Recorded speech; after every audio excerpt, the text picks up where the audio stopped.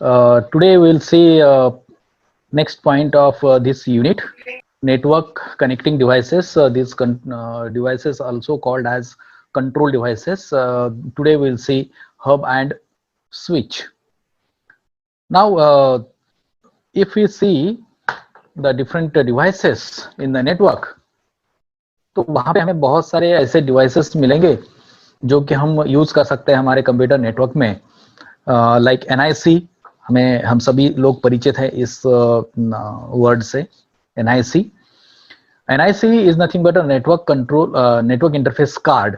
इसका long form याद रखना है आपको. Okay, network control devices in the network, you can find different types of network devices like network interface card, connectors, RJ45 connector.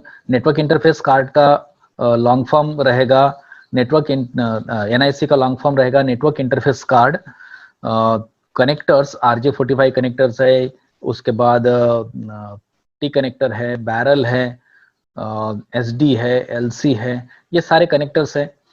Hub है. Hub is one of the device used to in a network, that is for star topology and ring topology. Repeater is also another device that will repeat the regenerate the signals. Bridges are there. We'll see one by one all these devices in short. Then switches. Mostly हम क्या करेंगे, hub और switch किसके ऊपर ज्यादा ध्यान देंगे. और राउटर है, हमें 5th सेमेस्टर में इसकी बहुत जरूरत है, तो इसको थोड़ा सा एलैबोरेट करके हम पढ़ेंगे राउटर को. गेटवे तो सभी परिचित है. फिर से जहां पर इंटरनेट होगा वहां पे गेटवे होगा और साथ में मॉडेम भी होगा. तो ये थोड़ा सा उसका नॉलेज, क्योंकि इसके बाद हमारा यूनिट ही खत्म होने वाला है. तो ये लास्ट पॉइंट है हमारा यूनिट का.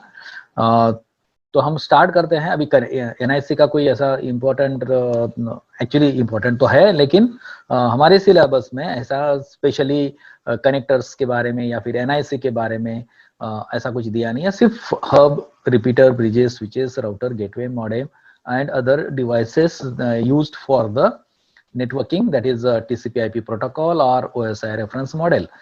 तो ये सॉफ्टवेयर के बारे में.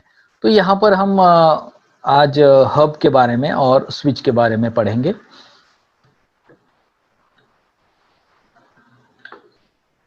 हम सभी लोगों ने देखा है हब जो है ये स्विच जैसा ही दिखता है. उसके बाद वहां पे पोर्ट्स होते हैं. ये तो 4 पोर्ट से लेकर ये 24 पोर्ट तक हमें मिलता है. लेकिन हब क्या है, आजकल कोई यूज नहीं करता, because it works 10 Mbps only. उसका डेटा बैंडविड्थ जो रेट है वो 10 Mbps है. तो ये ऑब्सोल्यूट हो चुका है. रिंग टोपोलॉजी में MAU मतलब मल्टी स्टेशन एक्सेस यूनिट करके पैसिव हब यूज हो सकता है, लेकिन वो भी अभी फाइबर ऑप्टिक है तो वो भी नहीं चलता. लेकिन ठीक है, हमारे सिलेबस में है तो हम पढ़ेंगे इसको. तो ये पोर्ट है. अगर देखने में अगर आप देखें तो स्विच और हब, इसमें कोई आपको डिफरेंस दिखाई नहीं देगा जब तक कि आप इसके ऊपर पढ़ेंगे नहीं कि ये हब है या फिर ये स्विच है. हब और इसको कॉन्सेंट्रेटर भी कहा गया है. कुछ बुक्स में इसको कॉन्सेंट्रेटर भी कहते हैं हम. तो ये hub or concentrator is a device used to connect all the computers on a star or ring topology. हमने ये पिछले टॉपिक में ये देखा हमने. ठीक है, हब कैसे वर्क करता है, ये तो स्टार टोपोलॉजी की डायग्राम हो गई. करेक्ट है ना. ये स्टार टोपोलॉजी है, बीच में क्या है, हब है. तो आपको क्वेश्चन पेपर में ये भी पूछा जाता है कि ये डायग्राम है और इसको आपको उसको नेमिंग करना है. तो आप कैसे नाम देंगे इसको. ये तो एक तो टोपोलॉजी है, ये स्टार टोपोलॉजी है. ठीक है, हो सकता है ये रिंग टोपोलॉजी भी हो. अगर ये मल्टी स्टेशन एक्सेस यूनिट है तो ये रिंग टोपोलॉजी भी बनेगा. हब है तो यहाँ पर इसको हब नाम देना है, PC देना है, उसको EPP Cat6 केबल देना है. कुछ लोग इसको स्विच कहेंगे तो ये भी चलता है, कोई बात नहीं. अगर हम बात करें स्विच की, सॉरी हब की, तो ये ईथरनेट हब है. हम इसके ऊपर कॉन्सेंट्रेट करेंगे, हब के ऊपर, ना कि ये स्टार टोपोलॉजी. हमें स्टार टोपोलॉजी पता है. तो यहाँ पर ये जो हब है, ये इंटरनली ये कैसे वर्क करता है. तो इंटरनली देखिए, आप इसको एरो देखिए, है ना. ये सेकंड नंबर का कंप्यूटर डेटा ट्रांसमिट करना चाहता है किसी एक कंप्यूटर को, पता नहीं यहाँ पे कौन से कंप्यूटर को, लेकिन किसी एक कंप्यूटर को डेटा ट्रांसमिट करना चाहता है। तो होता क्या है, यहाँ पर डेटा तो यहाँ ये कंप्यूटर ट्रांसमिट कर देगा और साथ में ये सारे कंप्यूटर्स को ये डेटा मिलेगा। हम इसको कहते हैं ब्रॉडकास्ट, है ना। अब यहाँ पर मैं बात कर रहा हूं आपसे, किसी एक पर्टिकुलर व्यक्ति के साथ बात नहीं कर रहा हूं, तो सारे क्लास के साथ ही बात कर रहा हूं मैं, ठीक है। तो ये हुआ ब्रॉडकास्ट, इसको हम कहते हैं ब्रॉडकास्टिंग। तो ये पॉइंट टू पॉइंट ट्रांसमिट नहीं करता है, तो इसकी बैंडविड्थ कम क्यों है, इसका स्पीड, नॉट बैंडविड्थ, स्पीड क्यों कम है इसका, क्योंकि ये हर एक कंप्यूटर को डेटा देता है। अब हमें पता है डेटा पैकेट का स्ट्रक्चर कैसे होता है, सभी को पता है डेटा पैकेट का स्ट्रक्चर कैसे होता है, लाइक दिस वन। मैं ट्राई करता हूं ड्रॉ करने की, फिर से एक बार रिमाइंड कर रहा हूं आपको, ये डेटा पैकेट है। यहां पर क्या होता है, हेडर मतलब सोर्स एड्रेस, और ये ट्रेलर इसका मतलब ये डेस्टिनेशन एड्रेस। यहां पर सोर्स एड्रेस होता है, यहां पर डेस्टिनेशन एड्रेस होता है, और ये क्या है, ये डेटा है, इसमें डेटा होता है, ठीक है। ये सीक्वेंस नंबर भी रहता है इसके अंदर, सब चीजें होती हैं। तो मेन हमें याद रखना है यहाँ पे source address, destination address and data. It is nothing but a packet. ये क्या है, ये पैकेट है। इस पैकेट को ये ट्रांसमिट करता है एंड ऑल द सिग्नल्स, ये series of packets, series of different messages will transmits and that will be broadcasted to each and every computer system like this। ये है सपोज, यहां पर हम कहेंगे ये हब है और यहां पर बहुत सारे कंप्यूटर्स हैं, यहां पे बहुत सारे कंप्यूटर्स हैं। अब ये जो कंप्यूटर्स हैं, इस कंप्यूटर को हमें डेटा प्रोवाइड करना है किसी एक कंप्यूटर को। तो हब क्या करता है, यहां पर ये लैपटॉप दे रहा है सपोज किसी और एक कंप्यूटर को, ये किसको दे रहा है, जिसे भी इसको डेस्टिनेशन है इसके एड्रेस के ऊपर वो उसे देगा। तो ये क्या करेगा, हर एक पोर्ट को इंक्लूडिंग अपलिंक, हर एक पोर्ट को डेटा ट्रांसमिट करेगा, हर एक पोर्ट से डेटा हर एक कंप्यूटर को डेटा ट्रांसमिट करेगा। यहां पर कनेक्टेड नहीं है अपलिंक और 1 नंबर के पोर्ट पे कोई कंप्यूटर कनेक्टेड नहीं है, फिर भी डेटा वहां पे जाता है, लेकिन बाहर नहीं जा सकता क्योंकि यहाँ पे कोई डिवाइस नहीं है। लेकिन यहाँ पर एक कंप्यूटर इसने दिया, सारे कंप्यूटर्स को डेटा मिलता है। So it will broadcast the data to every device on the network.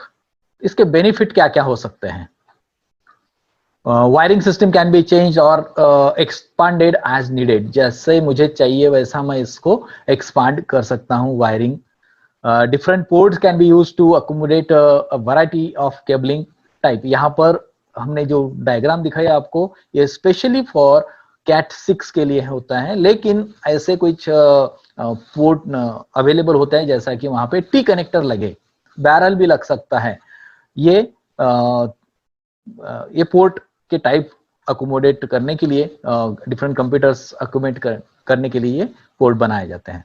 Monitoring of network activity and traffic can be centralize. तो ये तो सेंट्रल डिवाइस है, स्टार टोपोलॉजी में या फिर हम कहेंगे रिंग टोपोलॉजी में ये सेंट्रल डिवाइस होता है। तो ये obviously it will used for the monitoring the different activities perform in the network. तो यहां पर ये स्विच है। अभी स्विच में कैसा होता है देखिए, इसने कंप्यूटर को, सेकंड नंबर कंप्यूटर ने लास्ट कंप्यूटर को डेटा देना है।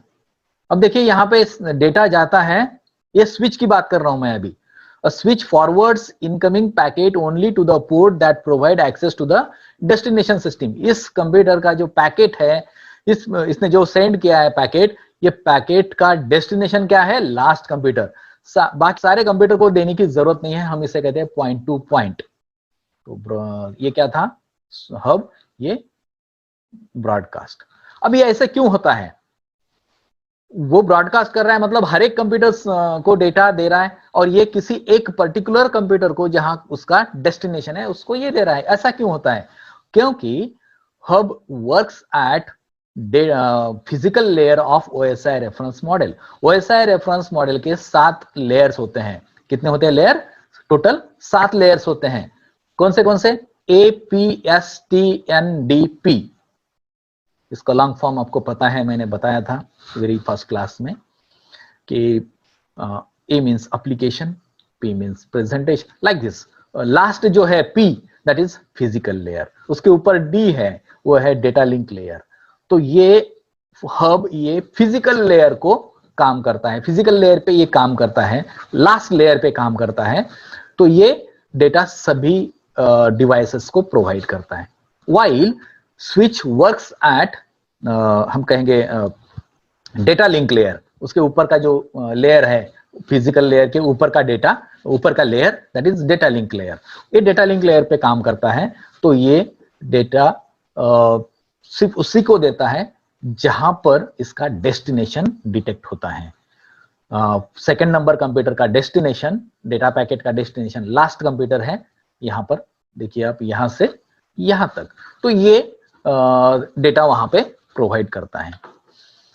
अब यही सेम स्विच कैसे वर्क करेगा? यहां पे देखिए, यहां पे कंप्यूटर्स हैं। इस कंप्यूटर ने डेटा देना है लास्ट कंप्यूटर में, लास्ट मतलब दिस वन। तो यहां पर बाकी पोर्ट को डेटा देने की जरूरत ही नहीं है। So that is switch. So that works like a point two point communication. यहां पर 2 मेथड्स यूज होते हैं जनरली। अगर हम देखें तो 2 मेथड से इसका काम चलता है। There are 2 basic methods that a switch can use for frame processing. हम डेटा पैकेट को, हमने कहा पैकेट, लेकिन उसको फ्रेम, एक वर्ड यूज होता है फ्रेम। ये frame is like a data packet again. जैसा डेटा पैकेट का स्ट्रक्चर है वैसा ही फ्रेम का है, लेकिन इथरनेट पे हम जब डेटा सेंड करते हैं उसको फ्रेम कहते हैं। वायरलेस पे हम जब सेंड करते तब पैकेट फ्रेम कहते हैं। ठीक है, तो यहाँ पर 2 टाइप के हो सकते हैं। एक है कट थ्रू, दूसरा है store and forward. This 2 methods are there while implementing the switch. तो कट थ्रू और स्टोर एंड फॉरवर्ड में फर्क क्या है? कट थ्रू स्विच का मतलब क्या है? It forward packets immediately by reading the destination address. जैसे ही उसको डेस्टिनेशन एड्रेस मिलता है, ये डेटा पैकेट को उस 10 में से कोई एक अगर पैकेट आता है, उसका डेस्टिनेशन उसको डिटेक्ट हो जाता है, इसको मिल जाता है, तो ये डेटा पैकेट डायरेक्टली सेंड कर देता है। So it will not store कि चलो भाई अभी सभी पैकेट आने हैं, सभी पैकेट आने के बाद इसको हम सेंड करेंगे। नहीं, एक पैकेट आ गया, सेंड कर दिया, दूसरा पैकेट आ गया, सेंड कर दिया। ये क्या होता है एक्चुअली? कम से कम 6 पैकेट्स, ये एक पैकेट, मैं कहता हूं लॉजिकली एक पैकेट, लेकिन अगर हम देखें तो ये टोटल 6 पैकेट ये कलेक्ट करता है, उसके बाद ये सेंड कर देता है। तो there is no any in cut through, there is no any storing mechanism, so it cannot store all the data packets and then transmit to the destination, so that it will forward that packet immediately by reading the destination address. So this particular switch, through switch, don't even wait for the entire packet to arrive before it begins forwarding it. Forward करने से पहले ये wait करता नहीं कि सारे packet यहाँ पे जमा हो जाए, फिर स्टोर करे, उसके बाद सारे पैकेट हम डेस्टिनेशन पे प्रोवाइड करें। तो यहाँ पर डेस्टिनेशन मैक एड्रेस डिटेक्ट कर लेता है, और ये कट थ्रू स्विच क्या कर देता है, जैसे इसको मिला सोर्स मैक एड्रेस मिला, डेस्टिनेशन एड्रेस मिला, ये क्या करता है, इसको डायरेक्ट कर देता है आउटगोइंग ट्रैफिक पे। तो ये कट थ्रू स्विच होता है।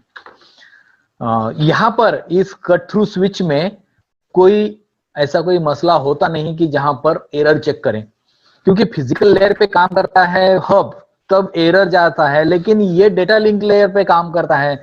डेटा लिंक लेयर पे काम करता है, इसका मतलब वहां पे एरर चेक होना चाहिए। लेकिन अगर कट थ्रू स्विच हम यूज करते हैं, then there is no any CRC, cyclic redundancy check, CRC मतलब साइक्लिक रिडंडेंसी चेक, हम थर्ड यूनिट को पढ़ेंगे क्योंकि हमने थर्ड यूनिट स्किप कर दिया, डायरेक्टली फोर्थ यूनिट स्टार्ट कर दिया क्योंकि हमारा प्रैक्टिकल उसके ऊपर डिपेंड करता है इसलिए।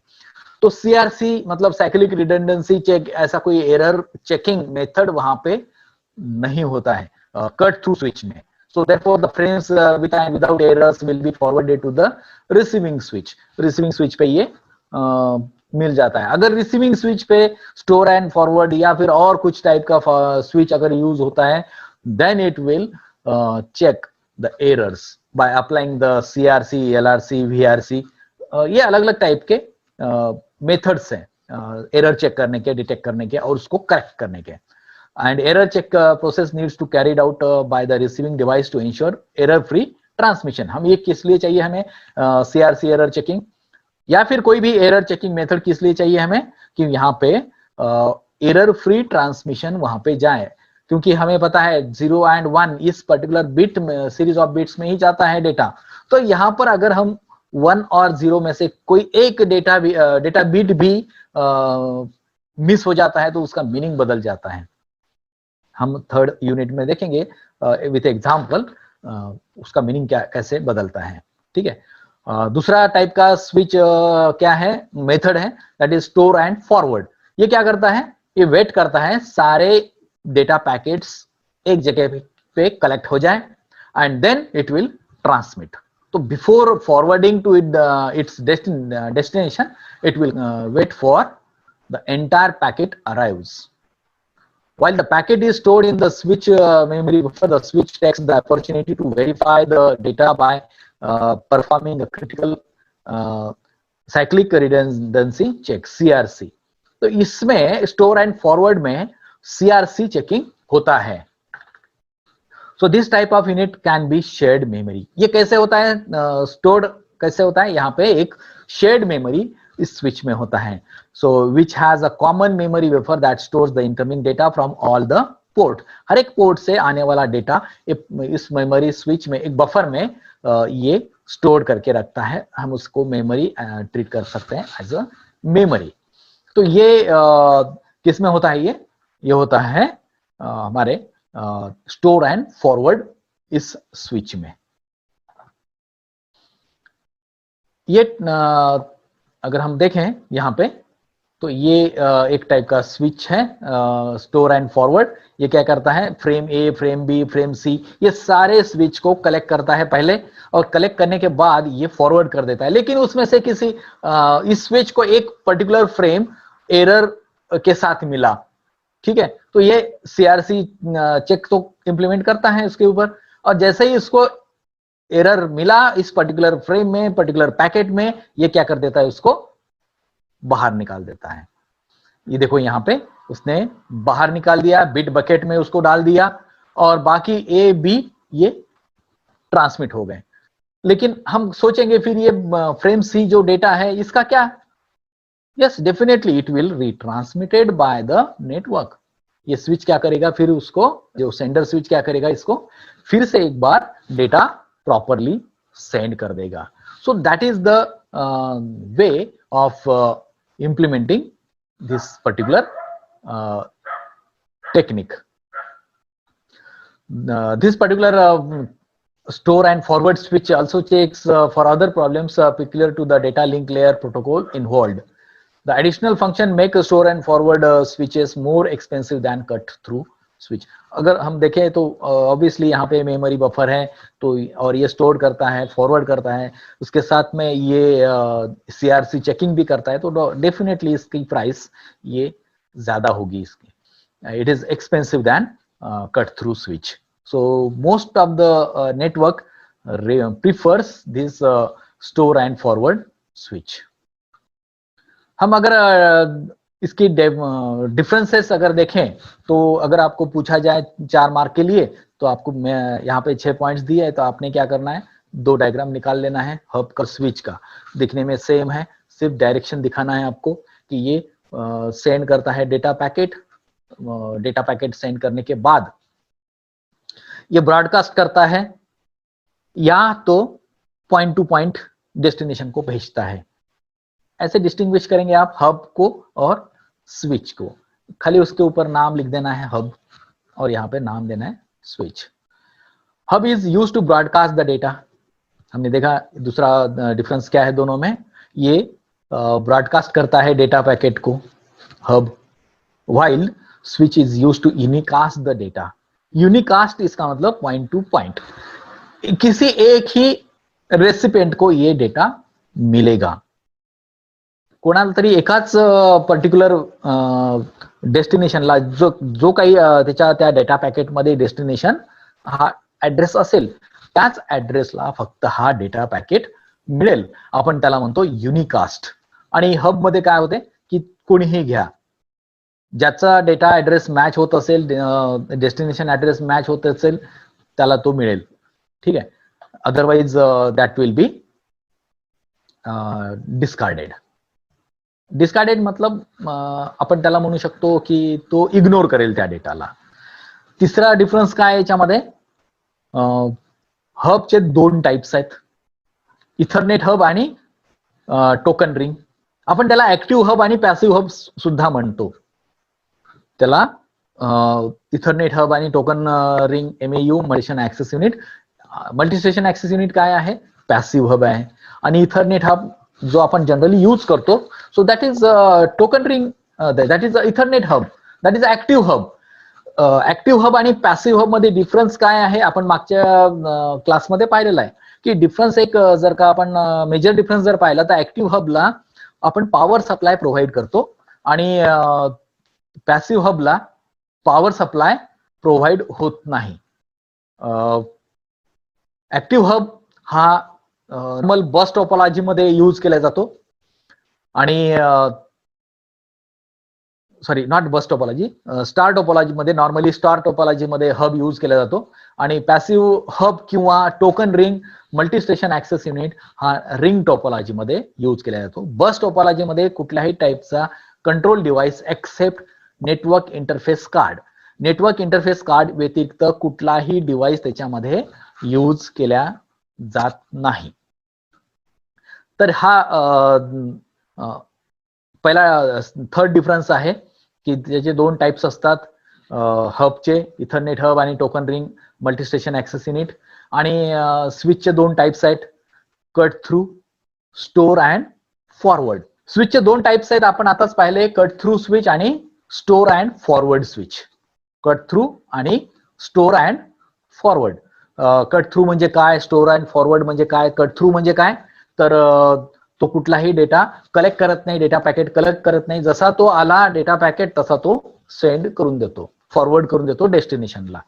स्टोर अँड फॉरवर्ड काय आहे, it will collect all the data packets and then it will forward the whole message.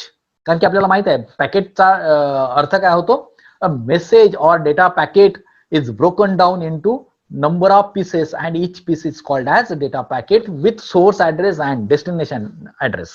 ठीक आहे। चौथा डिफरन्स आहे, hub is known as non intelligent device.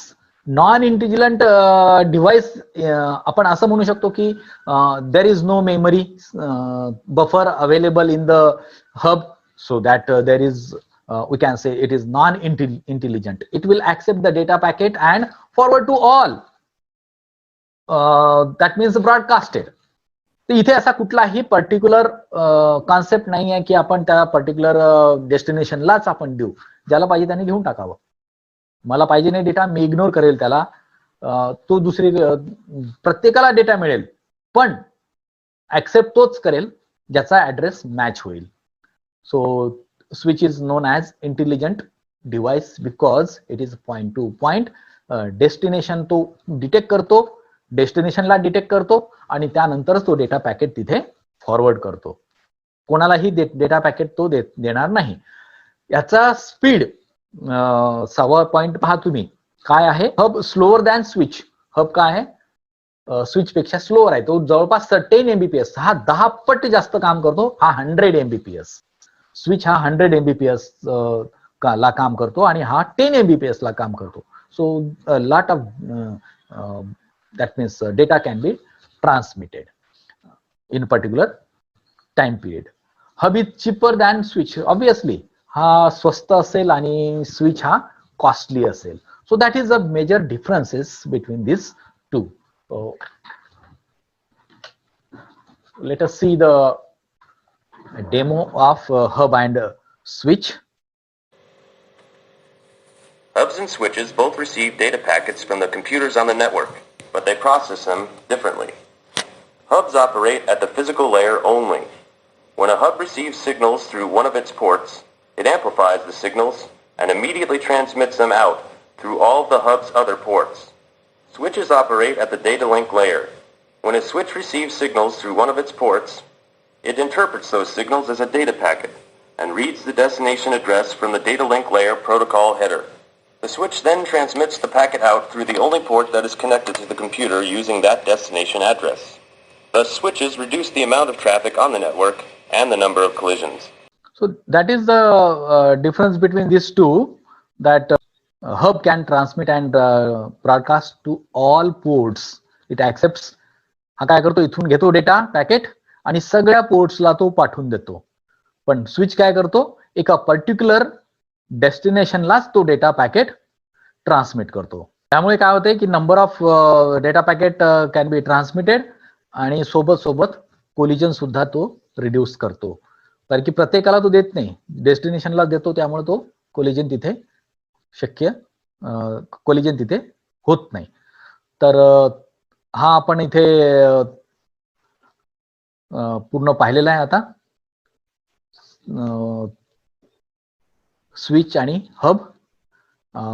पुढच्या क्लासमध्ये आपण रिपीटर, ब्रिज, राउटर आपण हे करू आणि तिथे आपला हा युनिट संपून जाईल.